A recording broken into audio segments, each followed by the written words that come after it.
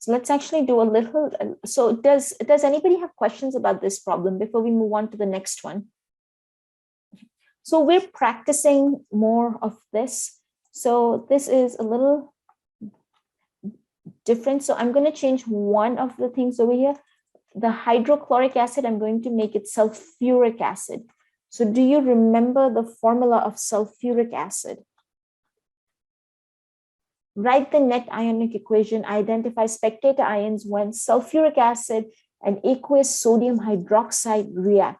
So this is something you should spend most of your time in, figuring out the formula for all of these things, figuring out the formula for your reactants and then for your products.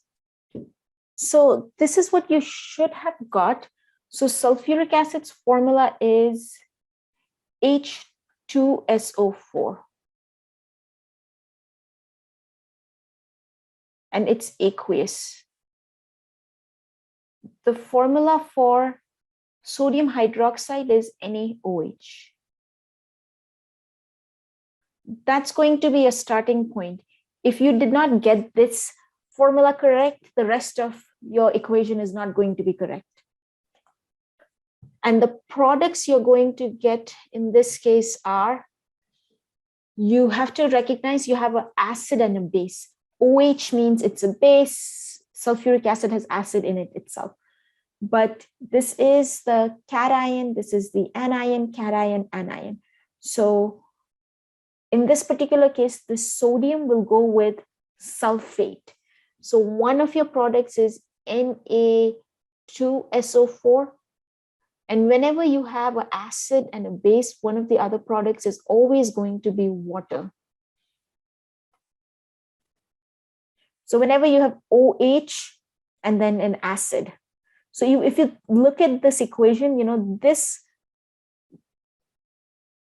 SO4 is going with the Na, that's the positive and the negative part.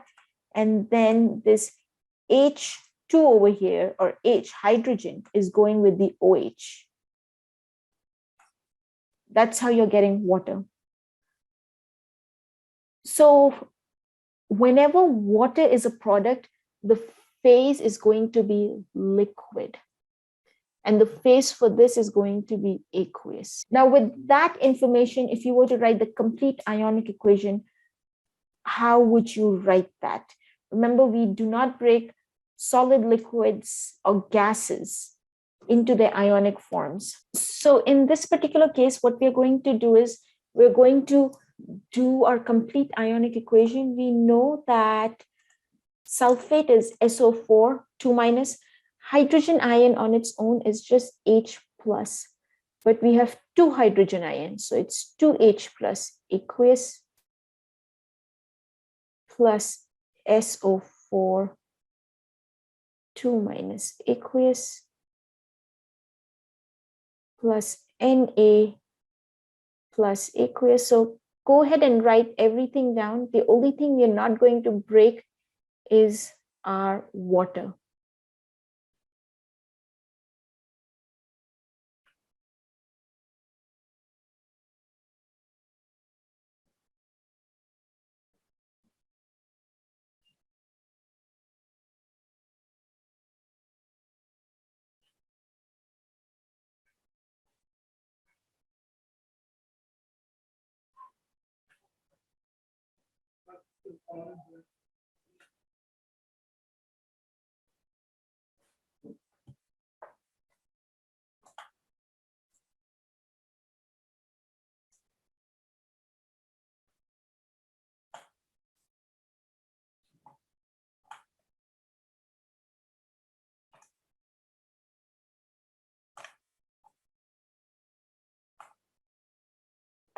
So go ahead. So you should have found out sodium and sulfate to be your spectator ions, because those are the same on both sides. And then your water is going to be the liquid, right? So take your spectator ions out and then write your net ionic equation.